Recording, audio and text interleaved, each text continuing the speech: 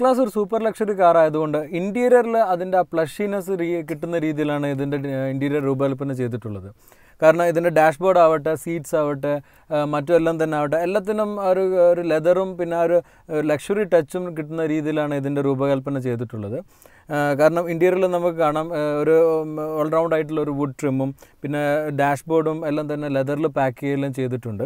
Switches എല്ലാം വളരെ economically design ചെയ്യുകയും നല്ല രീതിയിൽ അറേഞ്ച് ചെയ്യുകയും ചെയ്തിട്ടുണ്ട്. ഇതിൻ്റെ പുറമെ നേരത്തെ ഉണ്ടായിരുന്ന അതായത് 1 to 4 സീരീസിലെല്ലാം പെട്ട മോഡലുണ്ടായിരുന്ന അതുപോലെയുള്ള സ്റ്റെയറിംഗ് ആണ് ഈ എസ് ക്ലാസ്സിൽ വന്നിട്ടുള്ളത്. സാധാരണ നമ്മൾ കാണാറുണ്ട് മെർസിഡീസിൻ്റെ ഒരു 3-pointed സ്റ്റാർ ക്രോമിലാണ് കാണാറ്. എന്നാൽ ഇതിൽ ഡിഫറെൻ്റ് ആയിട്ട് ഇത് റബ്ബറിലുള്ള ഒരു സ്റ്റാറാണ് നമുക്ക് ഈ 140 സീരീസ് എസ് ക്ലാസ്സിൽ കാണാൻ പറ്റുന്നത്. ഇതിന് പുറമെ ഇതിൻ്റെ ഡുവൽ സോൺ AC ആണ് എനിക്ക് ഇതിൽ ഏറ്റവും അട്രാക്റ്റീവായി തോന്നിയിട്ടുള്ളത്. 1991 മുതൽ 1999 വരെയാണ് ഈ എസ് ക്ലാസ് പ്രൊഡക്ഷനിലുണ്ടായിരുന്നത്. അന്ന് തന്നെ ഈ dual zone AC system S ക്ലാസ്സിലുണ്ടായിരുന്നു.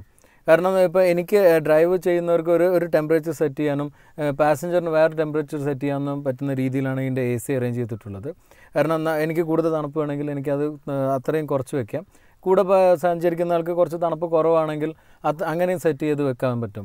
ഇതിൻ്റെ നടുവിലൊരു എയർ ബീം ആർട്ടിഫിഷ്യലായിട്ട് ഫോം ചെയ്തിട്ടാണ് ഈ സെപ്പറേഷൻ നിലനിർത്താൻ സാധിക്കുന്നത്. പിന്നെ ഇതിൻ്റെ ക്വാളിറ്റി ഓഫ് ഇൻറ്റീരിയർ അത് എടുത്തു പറയേണ്ടത് തന്നെയാണ്. കാരണം മെർസിഡീസിലെ ഏത് കാലവും ഉണ്ടായിരുന്ന ആ ക്വാളിറ്റി ഇതിലും നമുക്ക് ശരിക്കും വ്യക്തമാവും. കാരണം ഓൾവേസ് ഒരു ബെൻസ് ബിൽഡ് ചെയ്യുമ്പം അത് ബിൽഡ് ടു ലാസ്റ്റ് എന്നുള്ള രീതിയിലാണ് ഡിസൈൻ ചെയ്യുന്നത്. അതുകൊണ്ട് തന്നെ ഇൻറ്റീരിയറിൻ്റെ ആ ക്വാളിറ്റി എല്ലാം തന്നെ എത്ര കാലം വേണമെങ്കിലും നിലനിൽക്കാൻ പറ്റുന്ന രീതിയിലാണ് ഇത് ഡിസൈൻ ചെയ്ത് ഡെവലപ്പ് ചെയ്തിട്ടുള്ളത്. കാരണം ഇൻറ്റീരിയറിൻ്റെ ലെതറിൻ്റെ എല്ലാം ക്വാളിറ്റി എല്ലാം നമുക്ക് മനസ്സിലാവും. ഇപ്പോൾ ഇതിൽ യൂസ് ചെയ്തിരിക്കുന്ന ഒരു ഗ്രേ ടോണാണ്. ഈ ഗ്രേ ടോണിലുള്ള ലെതറും ഇപ്പോൾ ഇത്രയും ഒരു 10-12 ഇയേഴ്സ് കഴിഞ്ഞിട്ടും ഇതൊരു ഫെയ്ഡ് ആവുകയോ പിന്നെ അല്ലെങ്കിൽ മോശമായിട്ടില്ല എന്നുള്ളതാണ് നമുക്ക് മനസ്സിലാവുന്നത്. ഇതെല്ലാം തന്നെ ഒരു മെർസിഡീസിൻ്റെ ആ ക്വാളിറ്റി അവെയർനെസ്സാണ് നമുക്ക് മനസ്സിലാവുന്നത്. ഇതിന് പുറമെ ഈ എസ് ക്ലാസ്സിൽ നമുക്ക് ഈ മൊബൈൽ ഫോൺ ക്രാഡിലും കമ്പനി ഓപ്ഷണലായിട്ട് കൊടുത്തിട്ടുണ്ട്. നമ്മളിന്ന് ടെസ്റ്റ് ചെയ്ത വെഹിക്കിളിന് ഇത് അവൈലബിൾ ആണ്. പക്ഷേ അതിൽ അന്നത്തെ ലിമിറ്റേഷൻസ് ഉണ്ടായിരുന്നു. അന്ന് വന്നിരുന്ന മൊബൈൽ സെറ്റ്സ് മാത്രമേ നമുക്ക് യൂസ് ചെയ്യാൻ പറ്റുള്ളൂ. അതുകൊണ്ട് ഇന്ന് ചിലപ്പോൾ നമുക്കിത് യൂസ്ഫുൾ അല്ല. പക്ഷേ അന്ന് നമ്മൾ മനസ്സിലാക്കേണ്ടത് അന്ന് ഈ 90s ഈ സിസ്റ്റം എസ് ക്ലാസ്സിൽ ഉണ്ടായിരുന്നു എന്നുള്ളതാണ്. അതുകൊണ്ട് എസ് ക്ലാസ് എന്നും ഒരു അഡ്വാൻസ് വെഹിക്കിളാണെന്നുള്ളത് നമുക്ക് ബോധ്യമാവുന്ന ഒരു കാര്യമാണത്. The best car in the world എന്നുള്ള ടൈറ്റിൽ വെറുതെ ഒന്നും ലഭിക്കില്ല. കാരണം എന്നും ഒരു ഇന്നോവേറ്റീവ് ഫീച്ചേഴ്സും ടെക്നോളജിയും എസ് ക്ലാസ്സിലാണ് മിക്കവാറും നമ്മൾ കണ്ടുവന്നിട്ടുള്ളത്. ഏതൊരു കാർസിനെയും നമുക്ക് അസസ് ചെയ്യാനുള്ള ഒരു ബെഞ്ച് മാർക്കാണ് എപ്പോഴും എസ് ക്ലാസ് സെറ്റ് ചെയ്യാറുള്ളത്. അത് ഈ എസ് ക്ലാസ്സിലും 140 സീരീസിലും നമുക്ക് വ്യക്തമാവുന്നുണ്ട്.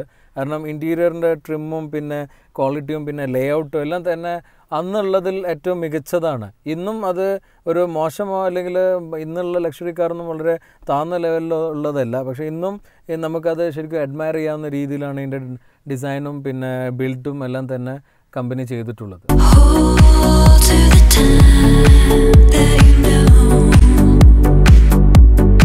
ഏതൊരു മെർസിഡീസിലും റിയർ സീറ്റാണ് ഏറ്റവും ഇമ്പോർട്ടൻറ്റ്. എന്നാൽ എസ് ക്ലാസിൻ്റെ കേസിൽ ഇത് ഡബിൾ ഇമ്പോർട്ടൻ്റ് ആണ് എന്ന് വേണം പറയാൻ. കാരണം മിക്കവാറും എസ് ക്ലാസ് ഓണേഴ്സ് എല്ലാം തന്നെ ഇതിൻ്റെ ബാക്ക് സീറ്റാണ് യൂസ് ചെയ്യാറുള്ളത്.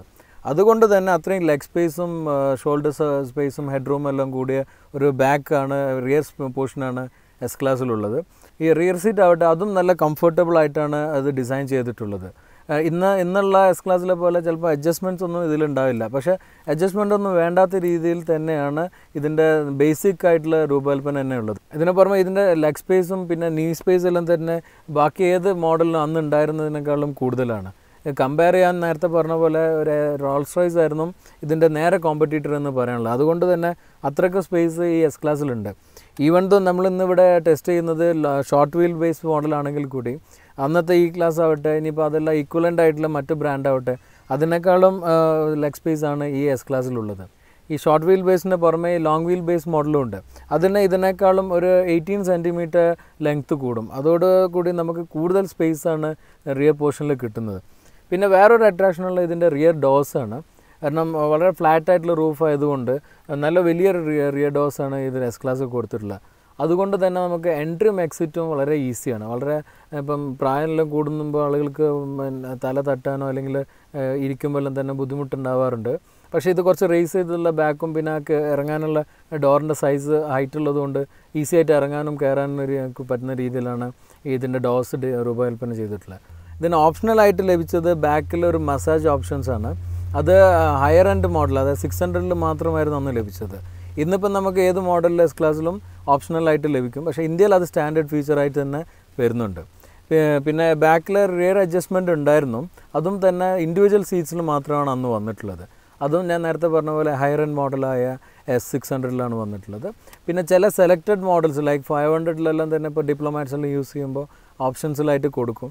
ബട്ട് ഓൺ കോമൺ സെയിൽ നമുക്ക് അത് X600 മാത്രമായിരുന്നു ആ ഓപ്ഷൻസ് എല്ലാം ലഭിച്ചത്. എന്നിരുന്നാലും എസ് ക്ലാസിൻ്റെ ഈ ഒരു സീറ്റിംഗ് അറേഞ്ച്മെൻറ്റ്സ് എല്ലാം തന്നെ ഇന്നുള്ള ഏതൊരു ലക്ഷറി കാറിന് ഈക്വലൻ്റ് ആയിട്ടുള്ള രീതിയിൽ തന്നെയാണ് അന്നും ഡിസൈൻ ചെയ്തിട്ടുള്ളത്. അതുകൊണ്ട് തന്നെ this A all time hero എന്ന് വേണം പറയാൻ.